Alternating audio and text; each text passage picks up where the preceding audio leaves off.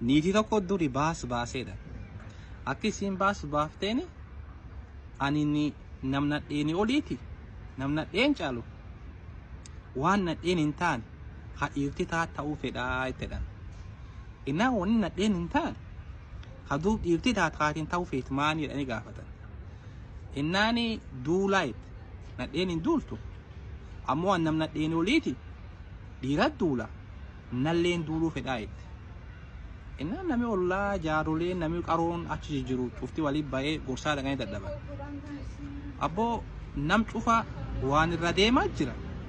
Nadhee waan irra midhaagaa jira. Dhiir waan irra midhaagaa jira.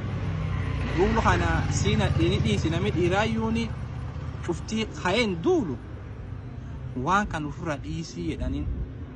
Innaa waan isiin jette anin duulu fedha.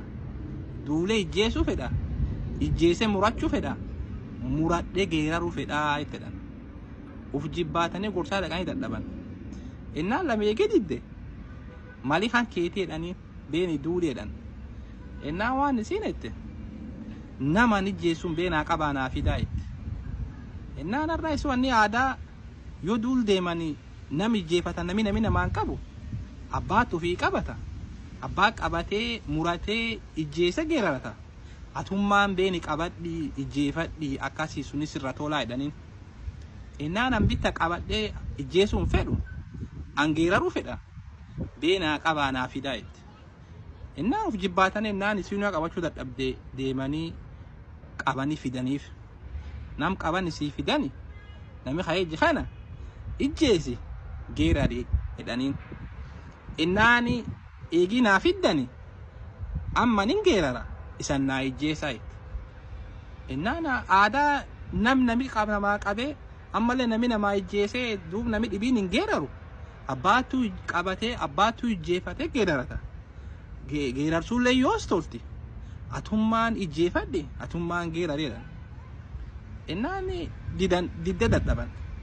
Innaan nam kaan ijjeesaniifi lam muradhii jedhanii yasii ijjeesanii muradhii geerareedha. Innaan naamuraa ammeegi naa ijjeeftan naamuraa anqara geeraruu fedha ammisan naamuraa naamurtan malee jettee diddee dadhabane itti batechaa dhaqanii of jibbaatan. Innaan tan irruma didanii atummaan muradhii jedhanii. Innaan akkumtaa taate irri abbaan qabne muradde. Innaan lameegi muratte wanni naf namaati. Inajaa beeni fuudhi ollu muhaa olla alloo heebbuusi duub deebii geerarii jedhaniin.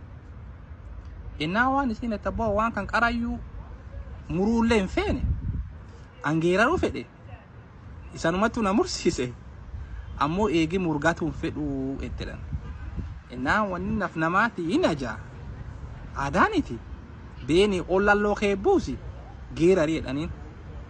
Innaan waan murtakaan deemtee ol alloo kee buuftee deebite. Isiin deebite naan amma muratte ol alloo kee buufte amma geerarii jedhaniin. Jennaani akkaan jettee geerarteedhan.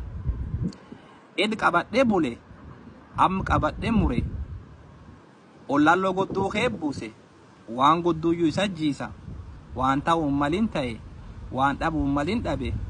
Akka itti bul nabbeeka akka dambul waaqa beekaa jettedhan. Innaa warri dhaatu ciisaan namii mamee yaabsate.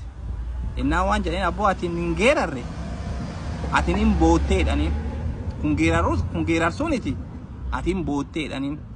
Innaan jaarsi qaroon gaaf qara haaniyyuu qara gorsaa dhaqee uf jibbaat haan dubbi fuudhadan.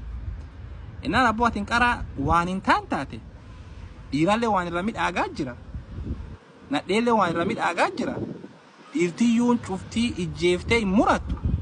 Ati waan namii hin taan taate. Waan dhabuun malin dhabde. Waan muruun malin murte. Akka itti bulte sittu beeka. Amal kan keetiifiyu ammoo akka itti hin bultu nan beekuu beekaa jedhedhan.